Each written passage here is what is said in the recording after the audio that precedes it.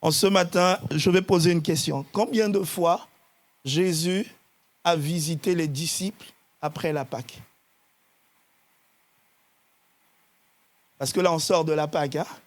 Combien de fois Jésus a visité les disciples après la Pâque? Si je pose cette question, qui peut répondre?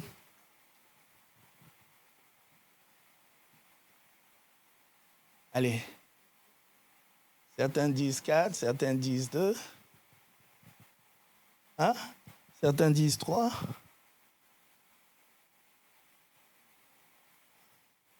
Amen. Alléluia.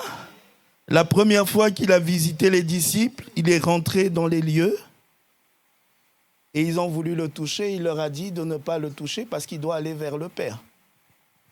Ça, c'est la première fois qu'il les a visités. Et quand Thomas est arrivé et qu'on a expliqué à Thomas que Jésus est ressuscité, Thomas a dit, il faut que moi je le voie, que je mets ma main dans sa main et que je mets ma main dans ses côtes. Amen. Ça, c'est la deuxième fois. Et là, Jésus revient visiter les disciples. Vous vous souvenez, il rentre, tout est fermé, tout le monde a peur, tout est fermé, tout le monde est persécuté. Et Jésus rentre. Et dès que Jésus rentre, il leur dit que la paix soit avec vous. En ce matin, que la paix de Dieu garde ton cœur. Qu'en ce matin, le shalom de Dieu garde ton esprit. Qu'en ce matin, que la paix de Dieu soit avec toi. Et Dieu est la paix. Parce qu'il dit, je suis la paix. Amen. Et quand on parle de shalom, ce n'est pas seulement la paix, mais c'est la tranquillité. Que la tranquillité soit dans ta barque. Que même lorsque les troubles, les événements se lèvent, que cela ne te trouble pas. De même que Jésus dormant dans cette barque, les événements qui étaient en train d'arriver ne l'ont pas troublé. Mais lorsque tout le monde criait, nous sommes en train de périr, lui, il dormait tranquillement. Le nous sommes en train de périr, c'est pour les gens du monde. C'est pour ceux qui ne connaissent pas Dieu, mais pour ceux qui connaissent Dieu et que Dieu est leur Père. Ils savent que Dieu est avec eux. Et la troisième fois, quand Jésus vient visiter les disciples, amen, il vient les visiter au lac de Tibérée. Amen. Ok, il vient les visiter encore une fois au lac. Et c'est ce que nous allons partager ce matin. Jean chapitre 21, à partir du verset 1 à 14. On va le scinder en deux, parce qu'on est des bons chrétiens. Nous, on croit à la perfection. Avec des robots tondeuses auxquels 4 minutes... Merci. Amen. Une sœur va lire les 7 premiers versets et un frère va lire les 7 derniers versets. OK? Jean chapitre 21. Jean chapitre 21.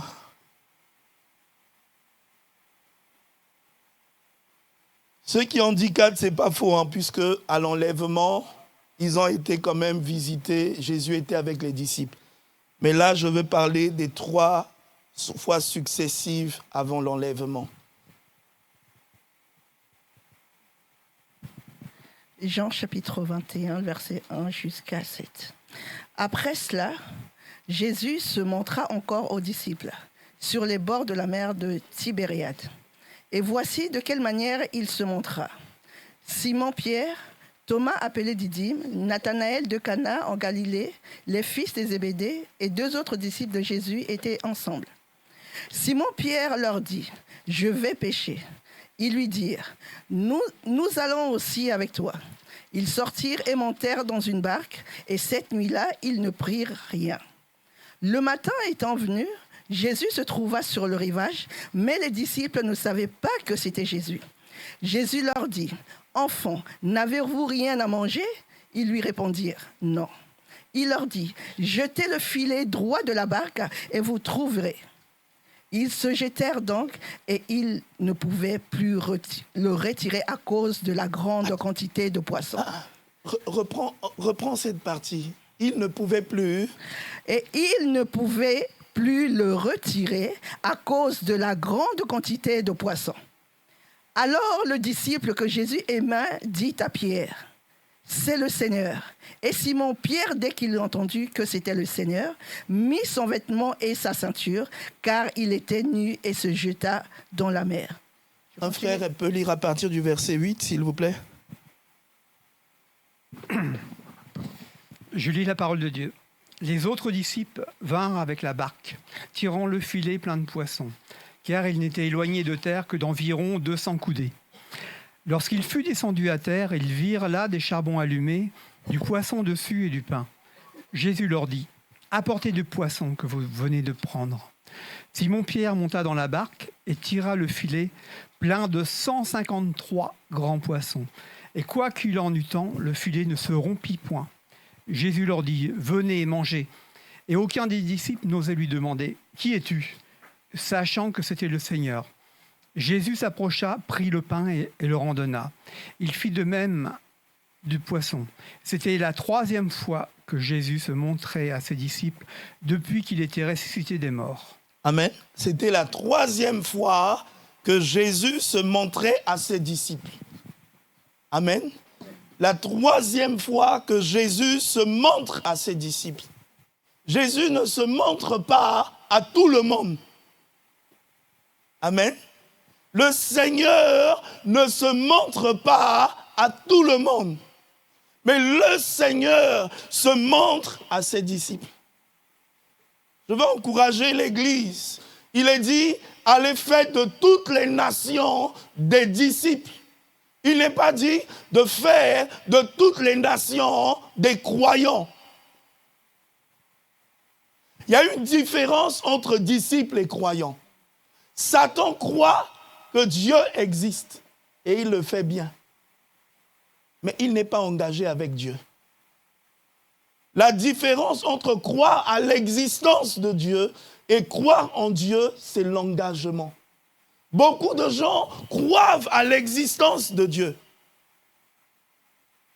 Comme les religieux croyaient à l'existence de Dieu. Ils croyaient que Jésus allait venir, qu'il était le Messie. Mais ils ne croyaient pas en lui. Et Jésus va même leur dire, croyez en moi. À cause des œuvres que je fais, croyez en moi. Amen. Là, pour les disciples, il se montre une 3e fois. Et pendant mardi, on a vu que c'est parmi les disciples que Jésus a appelé les apôtres. Amen. C'est parmi les disciples que Jésus a appelé les apôtres. Et je me posais une question, parce que vous voyez, quand le Seigneur visite ici, on va lire l'autre partie, mais plus loin, le Seigneur va encore parler à Pierre. Est-ce que quelqu'un peut lire 15. 15a. Bon. 15 à 22. Verset 15. Oui. Après qu'ils eurent mangé, Jésus dit à Simon-Pierre, « Simon, fils de Jonas, m'aimes-tu plus que... Simon, fils de Jonas, m'aimes-tu plus que ne m'aiment ceux-ci » Il lui répondit, « Oui, Seigneur, tu sais que je t'aime. » Jésus lui dit, « Paie mes agneaux. » Il lui dit une 2e fois, « Simon, fils de Jonas, m'aimes-tu » Pierre lui répondit, « Oui, Seigneur, tu sais que je t'aime. » Jésus lui dit, « Paie mes brebis. » Il lui dit pour la 3e fois, « Simon, fils de Jonas, m'aimes-tu » Pierre fut attristé de ce qu'il lui avait dit pour la 3e fois, « M'aimes-tu » Et il lui répondit, « Seigneur, tu sais toutes choses, tu sais que je t'aime. » Jésus lui dit, « paie mes brebis. En vérité, je te le dis, quand tu étais plus jeune, tu te saignais toi-même et tu allais où tu voulais. Mais quand tu seras vieux, tu étendras tes mains, un autre te ceindra et te mènera où tu ne voudras pas. Il dit cela pour indiquer par quelle mort Pierre glorifierait Dieu.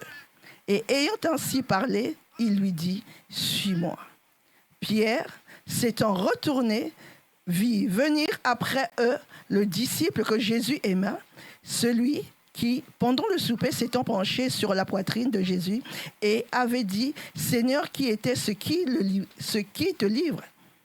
En le voyant, Pierre dit à Jésus et à celui-ci, « Seigneur, que lui arrive-t-il ?» Jésus lui dit, « Si je veux qu'il demeure jusqu'à ce que je vienne, que t'importe, toi, suis-moi. » Amen. Amen. Alléluia. Je pose une question simple. Qui est le disciple que Jésus aimait beaucoup? Vous êtes sûr?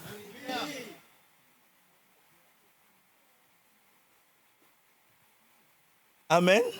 Non, c'est Pierre qui a vu le disciple que Jésus aimait venir.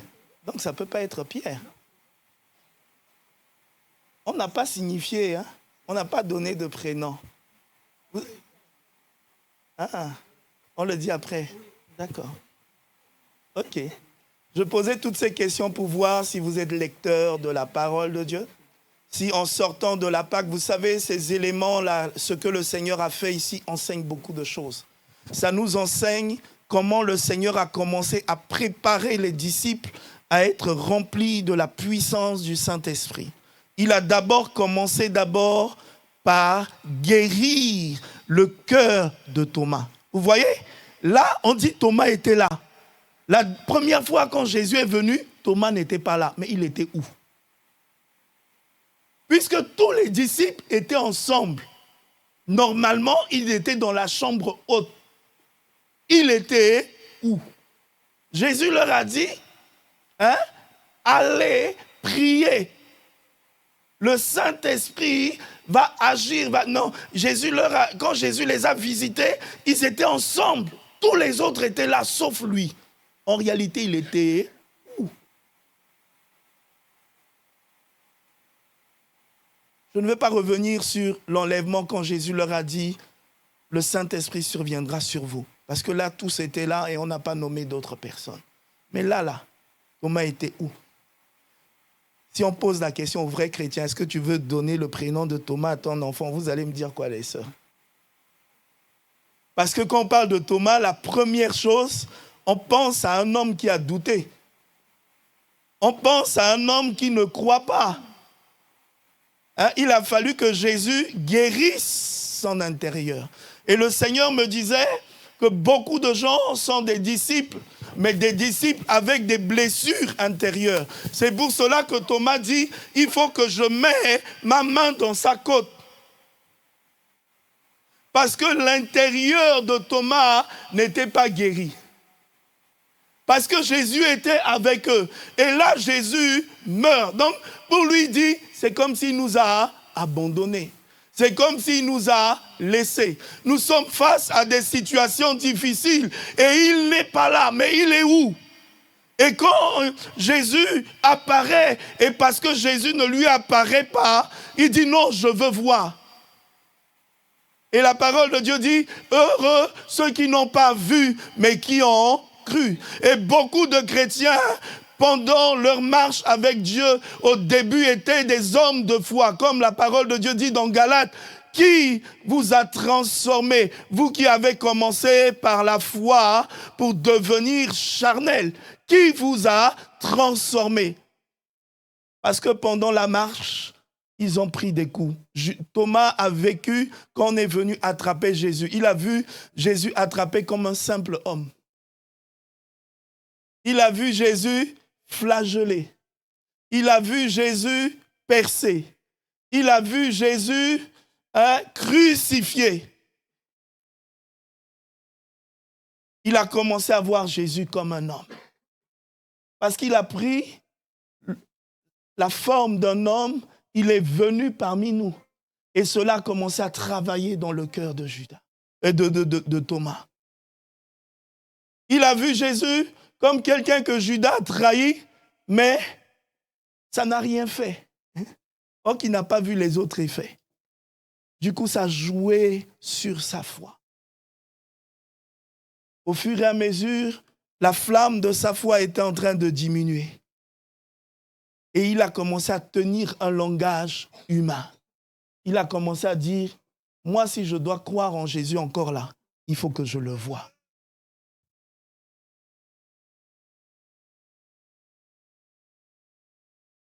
Le spirituel était en train de dormir et le charnel a pris la place. C'est pour ça que la parole de Dieu dit que de ne pas être des chrétiens charnels, parce que les chrétiens charnels ne peuvent pas hériter le royaume de Dieu. Thomas avait une maladie en lui, son intérieur, la colère. Quand on parle de Pierre ici, pourquoi Pierre a été choqué quand Jésus lui a demandé 3 fois? Parce qu'il a régné Jésus 3 fois. Il fallait qu'il change de langage. Il fallait qu'il annule les langages négatifs qu'il avait dit. Amen. Seul un décret peut annuler un autre décret. Il a fallu que Pierre change de langage. À un moment donné de sa foi, il était faible. À un moment donné de sa foi, il a dit des choses sans se rendre compte. Il a eu des situations de combat où il était face à une épreuve et il a dit des choses. Mais il fallait qu'il annule cela. Pour pouvoir vivre autre chose, il faut annuler un nombre de choses. Combien de fois en tant que chrétien, étant zélé, étant engagé, on a tenu un nombre de langages. Pourquoi Jésus lui pose la question, m'aimes-tu plus que cela? Pourquoi il n'a pas seulement dit, m'aimes-tu? Parce que Pierre avait un problème. Il avait un problème d'ego. Il se comparait toujours avec les autres. Et Jésus était en train de voir, est-ce qu'il est guéri de cette maladie? Toujours en train de se comparer avec les autres. Pierre avait cette maladie où, la première fois où Jésus l'a rencontré, il a péché toute la nuit et il n'a rien gagné. Et la deuxième fois où le Seigneur vient encore le visiter, il pêche encore toute la nuit. Lui qui était champion de la pêche n'a rien gagné encore une fois. Vous savez, parce que Jésus l'a trouvé dans une situation de faiblesse, il avait envie de se montrer. Il avait envie d'oser. C'est pour ça que face à Jésus, il pouvait dire, ne va pas mourir à la croix. Et vous voyez, quand le Seigneur lui parle 3 fois, la 3e fois, il ne dit plus à Jésus, Jésus, mais il dit à Jésus, Seigneur. Parce qu'il avait un problème de respect de l'autorité. Jésus était devenu familier à lui. Combien de chrétiens le Seigneur devient familier à eux? Combien de chrétiens le Seigneur devient une simple personne pour eux? Parce que c'est l'un des points les plus importants. Amen. Si tu crois que Jésus est Seigneur et Sauveur, alors tu seras sauvé. Ne crois pas seulement en Jésus en tant que Sauveur. Beaucoup de chrétiens ne sont pas des disciples parce qu'ils croient en Jésus seulement en tant que Sauveur. Ils n'ont pas à lui obéir. C'est pour cela que quand Jésus parle à Simon-Pierre, Pierre est attristé parce qu'il n'avait pas l'habitude d'obéir. Il avait l'habitude d'être le chef de la pêche. Il avait l'habitude de son ego. il avait l'habitude de faire comme il voulait. Et bien, il se rendait toujours compte que tout ce qu'il faisait selon lui ne lui réussissait pas.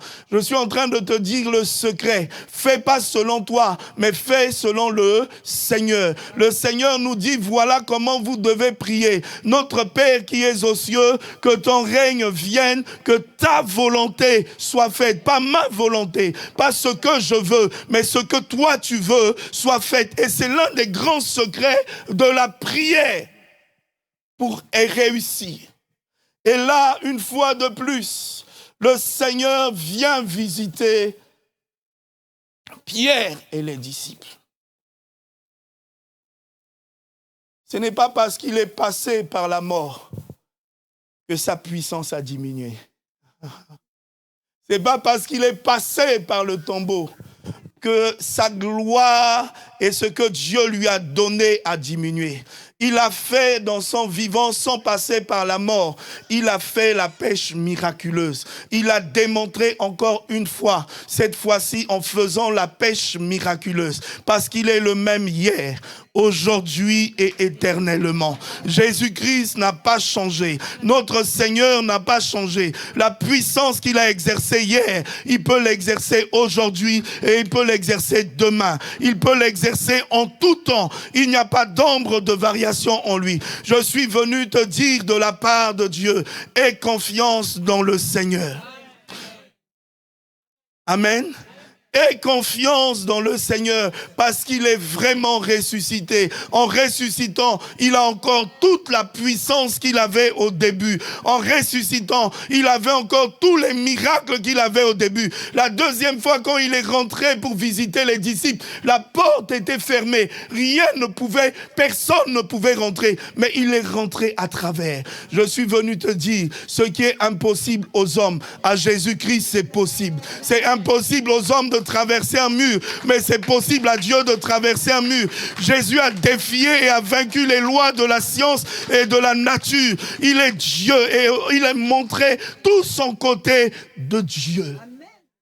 Il a laissé le côté humain pour manifester le côté divin. Et notre Dieu est le Tout-Puissant. C'est pour cela qu'en ce matin, lorsque tu t'approches de lui, comme les disciples, approche-toi avec assurance. Il savait que c'était lui. Il n'avait plus besoin de lui poser des questions. Il savait que c'était lui. Qui est capable de ne pas faire la pêche et de briser le poisson? Qui est capable de ne pas avoir de feu, mais de faire le feu? Il est le Créateur. Il est l'alpha. Au commencement, il a créé toutes choses. Là encore, il démontrait qu'il est au commencement de la parole qui a créé toutes choses. Et cette parole du commencement est encore capable de travailler pour toi et pour moi. Je suis venu te dire, ne pense pas que Jésus est éloigné de ta situation. Il s'approche il dit, petit enfant, vous n'avez rien à manger. Pourquoi il utilise ça? C'est pour dire aux disciples, je me préoccupe de votre situation. Je me préoccupe constamment de votre situation. Comment a-t-il su que Thomas a parlé de mettre la main dans sa main? Parce qu'il était là. Il a dit, je suis avec vous tous les jours. Il se préoccupe de toute ta situation, de la situation de ta vie. Il se préoccupe si tu as mangé ou tu n'as pas mangé. Il ne se préoccupe pas que du spirituel, mais il se préoccupe aussi de ton physique. Je suis venu t'annoncer cette bonne nouvelle de la part de Dieu, que Jésus-Christ se préoccupe de toutes tes situations. Il ne t'a jamais laissé, il ne t'a jamais abandonné. Il est présent en tout temps et en toutes circonstances. Il est là, il se préoccupe. Jésus était préoccupé, il leur a dit, vous avez faim, vous n'avez rien à manger. Mais il était en train de préparer. En leur disant cela, il était en train de préparer un miracle pour eux. Je t'annonce que le Seigneur prépare un miracle pour toi. Je t'annonce que le Seigneur prépare quelque chose qui est impossible aux hommes de faire. C'est ce qu'il est en train de préparer pour toi. Ce que les yeux n'ont pas vu, ce que les oreilles n'ont pas entendu, c'est ce que le Seigneur prépare pour toi. Si tu te poses la question, est-ce que Dieu se préoccupe de toi? Je te dis oui, le Seigneur Jésus se préoccupe de toi. Il ne t'a jamais abandonné. Il connaît tes blessures intérieures. Il connaît tes blessures physiques. Et il est celui qui est capable de te guérir. S'il a guéri Thomas et il a restauré Thomas, il veut te guérir. Il veut te guérir. Quand il a dit à l'Église de revenir au premier amour, il ne l'a pas dit pour que l'Église le fasse par ses propres forces. Mais il l'a dit d'après la parole de Dieu. Ézéchiel, chapitre 11.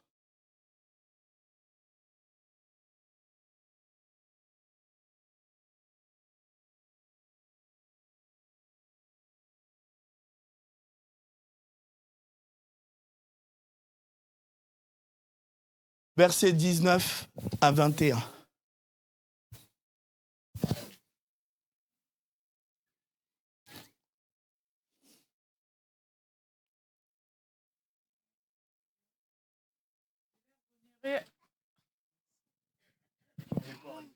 Je leur donnerai un même cœur et je mettrai en vous un esprit nouveau. J'ôterai de leur corps le cœur de pierre et je leur donnerai un cœur de chair, afin qu'ils suivent mes ordonnances et qu'ils observent et pratiquent mes lois. Et ils seront mon peuple et je serai leur Dieu. Mais pour eux, dont le cœur se plaît à leur idole et à leur abomination, je ferai tomber leurs œuvres sur leur tête, dit le Seigneur éternel. Amen. Amen. Il enlève le cœur de pierre pour donner le cœur de chair. Quand j'étais ici en train d'adorer, l'Esprit de Dieu me parlait. Vous savez pourquoi Pierre a coupé les oreilles du gars qui est venu attraper Jésus? Est-ce que vous savez pourquoi?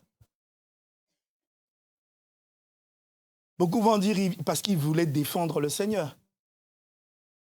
Mais vous savez, si le maître meurt, le disciple aussi doit mourir. Jésus dit, si quelqu'un veut me suivre, il faut qu'il se charge de sa croix. Si Jésus meurt à la croix, il fallait que Pierre aussi meure à la croix. Il fallait que Pierre aussi meure dans son ancienne vie. Il fallait que Pierre meure dans sa manière de faire. Et parce qu'il ne voulait pas vivre la mort de la croix, il fallait qu'il coupe les oreilles du gars. Amen. Aujourd'hui, il faut accepter, mourir. Il dit, celui qui veut gagner sa vie la perdra. Mais celui qui veut perdre sa vie à cause de moi, amen. Celui qui veut perdre sa vie à cause de moi aura la vie éternelle et aura toutes choses. Beaucoup de gens ne veulent pas mourir à la croix. Jésus est le chemin. En nous montrant le chemin de la croix, il nous montre aussi mourir à la croix. Mourir à la croix, ça veut dire quoi? Moi, je n'existe plus. Il suffit juste que tu marches sur les pieds d'un frère, tu vas voir comment il va réagir. Tu vas simplement voir s'il est spirituel ou s'il est charnel. Beaucoup de chrétiens commencent encore à dire « Oh, moi, je n'accepte pas ça ». Paul dit « Ce n'est plus moi qui vis, c'est Jésus qui vit en moi. » L'homme spirituel, ce n'est plus lui qui vit, mais c'est Jésus qui vit en lui. Amen. L'homme spirituel ne dit pas « Avant moi, j'étais comme ça ». L'homme spirituel dit « Ce n'est plus moi qui vis, c'est Jésus qui vit. Ce n'est plus ma tradition qui vit, ce n'est plus ma mentalité qui vit, ce n'est plus mon langage qui vit, mais c'est Jésus qui vit en moi. » Thomas devait être connecté au Seigneur pour laisser le Seigneur rentrer dans sa vie. En mettant sa main dans les côtes de Jésus, il a touché le cœur de Jésus et il y a eu un transfert qui s'est passé. Le cœur de Jésus est rentré dans son cœur et son cœur de pierre a été changé. Son cœur d'incrédulité a été changé. Son cœur de raisonnement a été changé. Son cœur de la peur a été changé. En ce matin, je te dis de la part de Dieu, ce que Dieu veut, il veut te donner un cœur nouveau. Il veut enlever le cœur de peur et te donner le cœur de la foi. Il veut enlever le cœur de l'inquiétude et te donner le cœur de l'assurance. Il veut enlever le cœur de questionnement et te donner le cœur de l'assurance.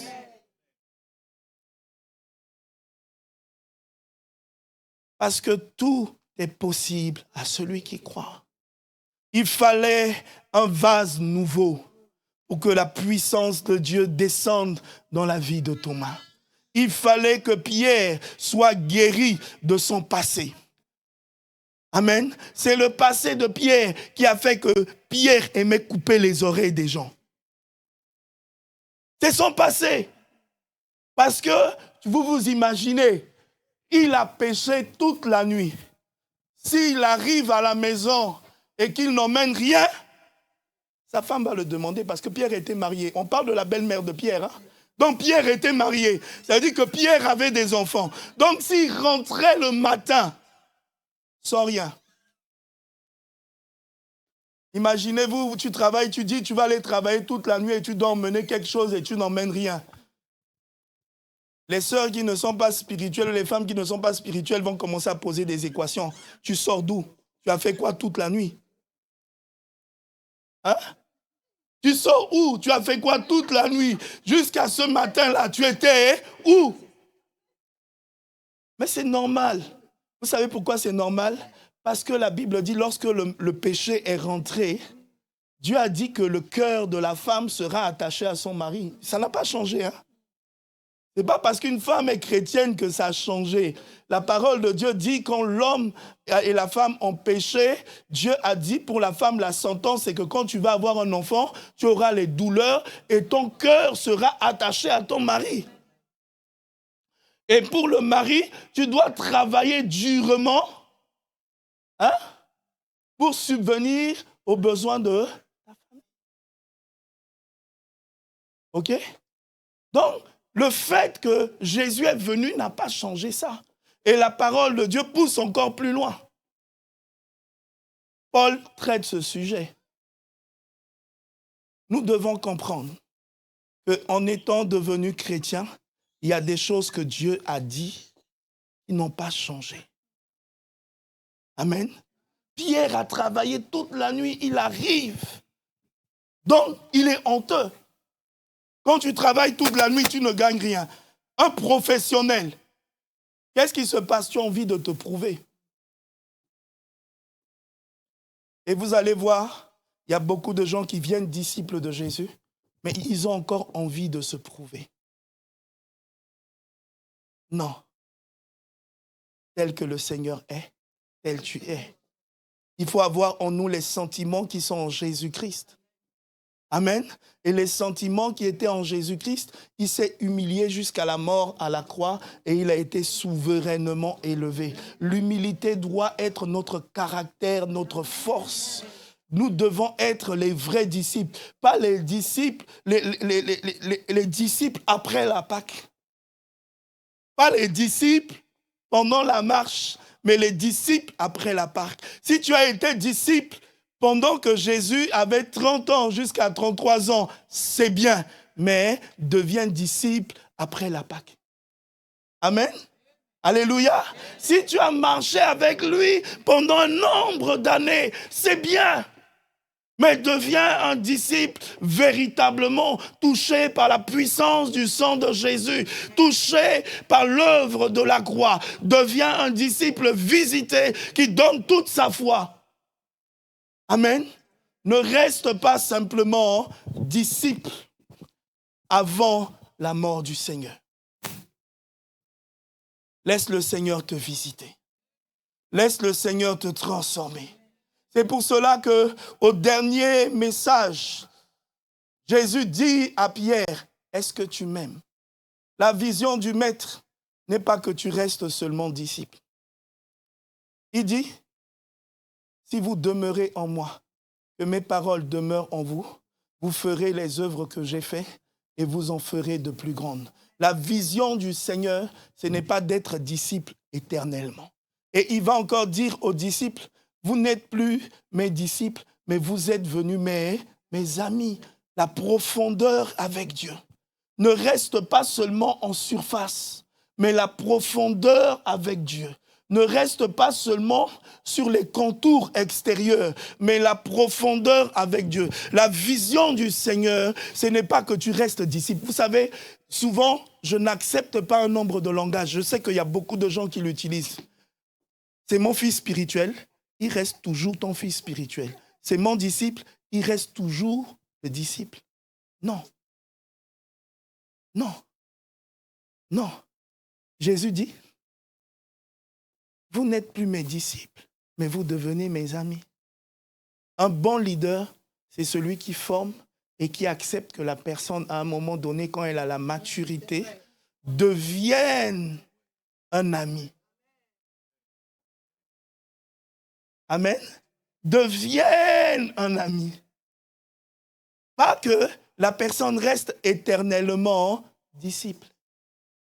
N'est pas la vision de rester éternellement disciple, mais est la vision de demeurer dans la parole de Dieu, de commencer à expérimenter Dieu, de commencer à vivre Dieu, de commencer à être ami avec Dieu, de commencer à travailler et avancer avec Dieu. N'est pas l'objectif de toujours, parce que pour certains disciples, s'ils meurent, il n'y a plus de miracle. S'il meurt, il n'y a plus de poissons. S'il meurt, il n'y a plus de multiplication de pain. S'il meurt, où on va trouver l'argent pour payer les impôts? S'il meurt, c'est fini. Donc Pierre a calculé, s'il meurt là, on perd tout ça. Donc il ne doit pas mourir. Parce que Pierre ne voulait pas devenir mature. Or Jésus lui a dit, sur toi, je bâtirai mon église. La vision de Dieu et la destinée de Dieu va s'accomplir dans ta vie. Tu n'es pas simplement appelé à être disciple, mais tu es appelé à grandir. Tout enfant naît, grandit, et après rentre dans sa destinée. Mais il y a un point que Dieu m'a enseigné. Pierre cherchait à savoir, Jésus lui a dit comment il allait mourir. Jésus lui a dit vieux. Et il n'a pas compris le langage de vieux. Il a cherché à savoir pour l'autre. C'est les enfants, quand tu lui dis, voilà ce que l'autre va faire, et l'enfant va dire, et pour moi. Est-ce qu'il y a des parents ici? C'est le langage des enfants, hein? Et pour moi. OK? Donc Jésus lui parle pour lui, et lui, au lieu de s'arrêter sur lui, il cherche à savoir pour l'autre. Mais non, Jésus a bien vu. Pierre était vieux, on lui a parlé qu'il allait mourir vieux, mais il n'avait pas la maturité. L'âge n'est pas la maturité. Vieillir n'est pas la maturité. Amen. Vieillir n'est pas la maturité. La maturité, c'est le fait de grandir dans la connaissance et dans la crainte de Dieu. La maturité, c'est de faire ce que Dieu attend de nous. La maturité, c'est de rentrer pleinement dans ce que Dieu veut. Et en ce matin, je veux t'encourager. En sortant de ces Pâques, aie la maturité d'avancer. Amen. Aie la maturité de rentrer dans ta destinée. Aie la maturité de ne pas te comparer. Les disciples se comparaient. Amen. Ne te compare pas parce que tu es unique. Même deux jumeaux n'ont pas le même ADN. Ils ne sont pas nés au même moment. Il y a toujours une seconde de différence entre les deux. Alors, comprenons cela et ayant de la maturité. Ne cherche pas. Cherche à savoir qu'est-ce que Dieu veut de toi. Jésus dit à Pierre, m'aimes-tu? Et en ce matin, c'est sur cela que je vais m'arrêter. Est-ce que tu aimes le Seigneur? Je bénis Dieu parce que dans la louange de ce matin, on était en train de chanter que Jésus nous a dit d'aimer Dieu de tout notre cœur. Mais ma question, ok, mais est-ce que toi tu l'aimes? Est-ce que tu es prêt à paître ces brebis? C'est quoi paître les brebis?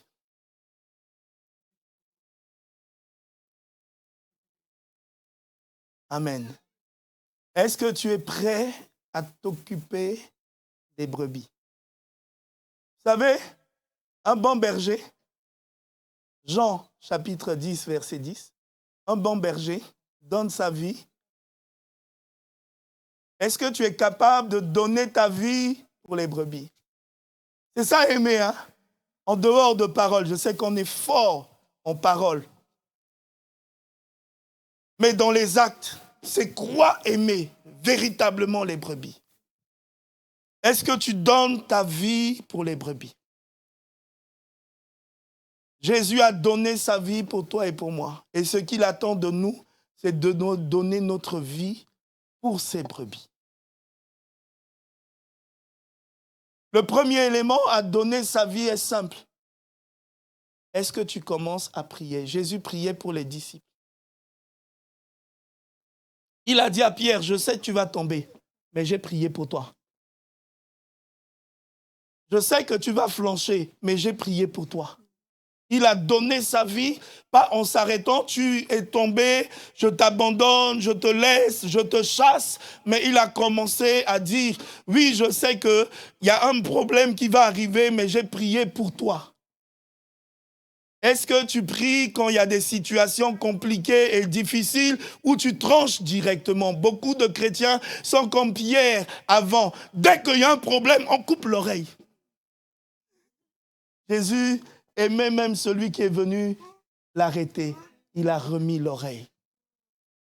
Ne sois pas le Pierre qui n'a pas rencontré Jésus à la résurrection, mais sois le Pierre qui a rencontré Jésus après la résurrection. Sois celui qui est capable de donner ta vie pour l'autre, de prier pour l'autre, même si deux fois ça te fait mal, de lui coller l'oreille. Amen. Quand je dis coller l'oreille, je n'ai pas dit de donner une paire de gifles. Hein? Le Seigneur dit, hein, si on te gifle la joue droite, qu'est-ce que tu fais? Amen. Donc, si dans ton oreille côté droit, tu entends quelque chose qui n'est pas bon et ça te fait mal, tourne quand même l'oreille gauche et entends encore. Amen. Que Dieu nous aide. Amen. Le Seigneur dit, m'aimes-tu? C'est la question du Seigneur en ce matin. Est-ce que tu m'aimes? Est-ce que tu es capable? Est-ce que tu m'aimes? De tout ton cœur. Est-ce que tu m'aimes? Est-ce que tu m'aimes comme au début? Parce que vous savez, le berger dort avec les brebis ensemble dans la brousse. Le berger selon David. C'est pour ça que la parole de Dieu dit, si un loup vient prendre la brebis, qu'est-ce que je fais? Je vais me battre avec le loup, je déchire et je prends la brebis. Ça veut dire un berger, c'est celui qui est capable de récupérer ce que le loup a volé. Sois capable de récupérer ta famille entre les mains de l'ennemi. Sois capable de récupérer tes enfants entre les mains de l'ennemi. Sois capable de récupérer ta destinée entre les mains de l'ennemi. Ne laisse pas tomber. Un bon berger n'est pas celui qui, face à une situation, il recule et il laisse tomber. Non, est le vrai caractère du berger. Amen. Est le vrai caractère du berger. Celui de prier pour ta famille. Celui d'arracher les membres de ta famille. Le premier troupeau, c'est ta famille. Le premier troupeau, ce sont tes enfants. Le premier troupeau, c'est ta vie, c'est ta destinée. Sois capable de tenir dans la prière pour cela. Sois capable de donner ta vie. Le deuxième point. Le premier point, pourquoi Jésus pose la question, c'est d'abord le côté extérieur. Pierre a abandonné sa barque quand il a rencontré Jésus. Il a suivi Jésus. Jésus lui dit, suis-moi.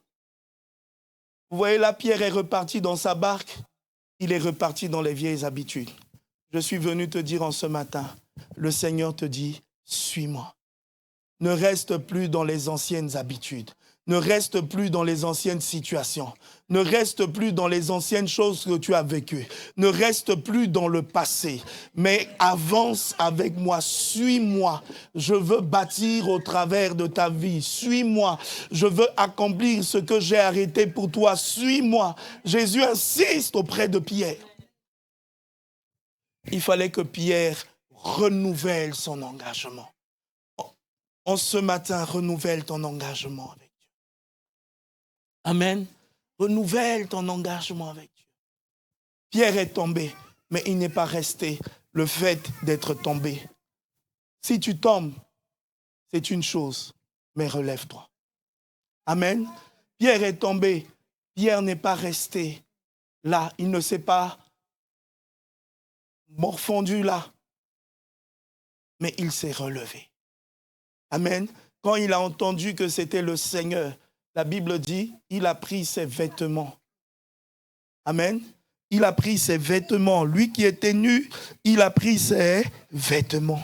Revêtis-toi en ce matin de la grâce de Dieu. Revêtis-toi en ce matin de l'Esprit de Dieu. Revêtis-toi en ce matin de la force de Dieu. Revêtis-toi en ce matin, même si tu es tombé, même si tu penses que tu es nu. En ce matin, je suis venu t'encourager de la part de Dieu. Remets tes vêtements, remets ton courage, remets ta volonté, remets ta détermination. Ta chute n'est pas la fin. Ce que le Seigneur a dit de toi, ce n'est pas ça. Il dit de Pierre, sur toi, je bâtirai mon église. Le Seigneur veut bâtir sur toi. Dans le livre de Apocalypse, il est dit d'être des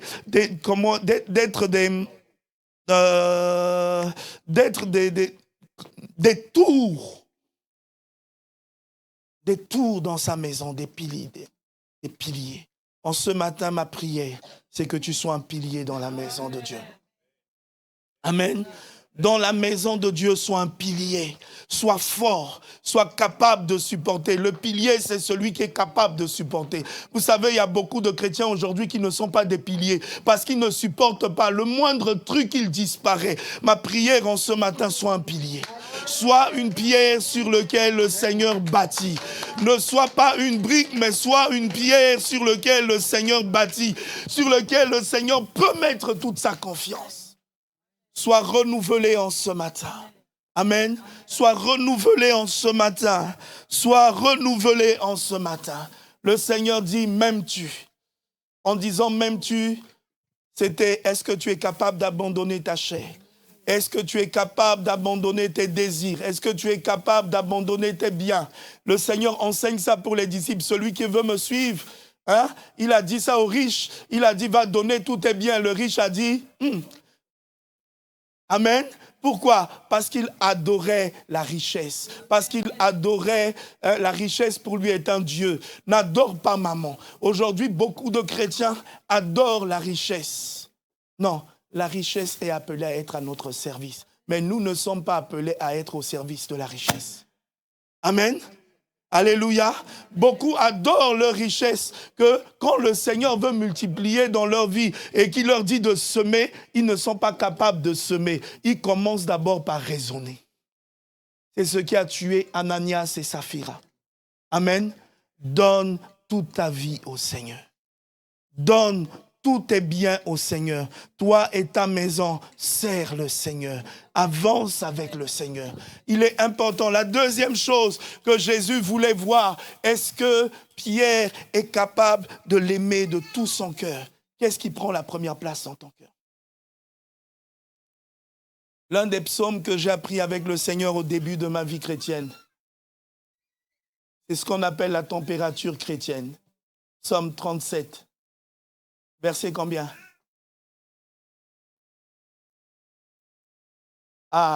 Fais de l'Éternel tes délices et il te donnera tout ce que ton cœur. Fais de l'Éternel ce que tu aimes le plus. Que Dieu soit ce que tu aimes le plus. Il dit, celui qui aime son père ou sa mère plus que moi n'est pas digne de moi. Parce qu'il y aura des fois où il te mettra en face des situations où tu devras choisir entre la famille et Dieu.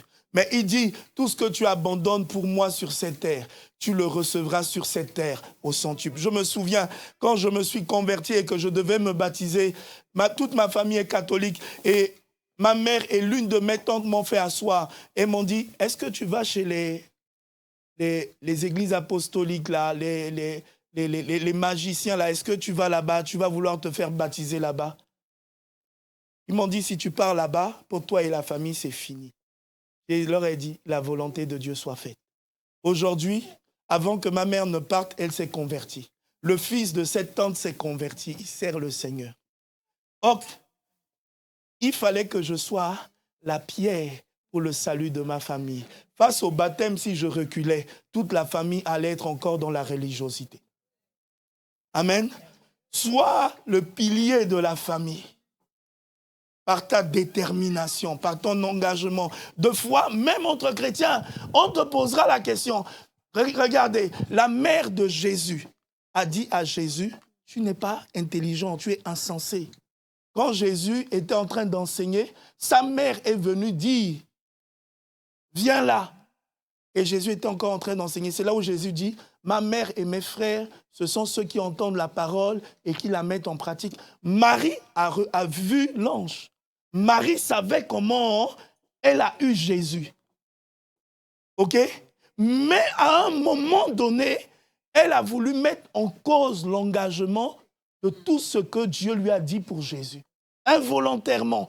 Pourquoi? Parce que Dieu voulait voir, est-ce qu'il aimait Dieu plus que sa mère? Même si ta mère est chrétienne, de foi, Dieu te mettra en face. Parce qu'en tant que parent, quand ton fils va te dire « je jeûne 3 jours à sec », la première chose, tu vas penser la santé. La deuxième chose, tu vas penser... C'est naturel. Mais face à ça, comment tu réagis? Toi qui es là, sois un disciple pour le Seigneur. Engage-toi avec Dieu. Ne laisse pas les points de la famille te bloquer. Ne laisse pas les équations de la famille te bloquer. Mais avance avec le Seigneur. Amen. Alléluia. Le Seigneur de foi voudrait voir combien de fois tu l'aimes. Que ta foi ne soit pas attachée à la foi de ta maman seulement. Non, à un moment donné, il faut que tu prennes de la maturité, que tu avances. À un moment donné, il faut que tu progresses. À un moment donné, il faut que Dieu bâtisse sur toi ce qu'il a arrêté. Amen. Et nous sommes en train de traverser ces moments. Le Seigneur a besoin de voir ta foi. Le Seigneur a besoin de voir ton encouragement. Le Seigneur a besoin de voir ta détermination. Le Seigneur te pose la question, m'aimes-tu? Et pourtant, Jésus savait que Pierre l'aimait, mais il lui repose la question. En ce matin, il te pose la question, est-ce que tu m'aimes? Est-ce que tu m'aimes vraiment? Est-ce que tu m'aimes plus que ceci? Ça, c'est chacun qui doit répondre. Mais en ce matin, dis à Dieu, je te donne mon cœur. Je te donne mon âme. Je te donne mon corps. Je te donne tout.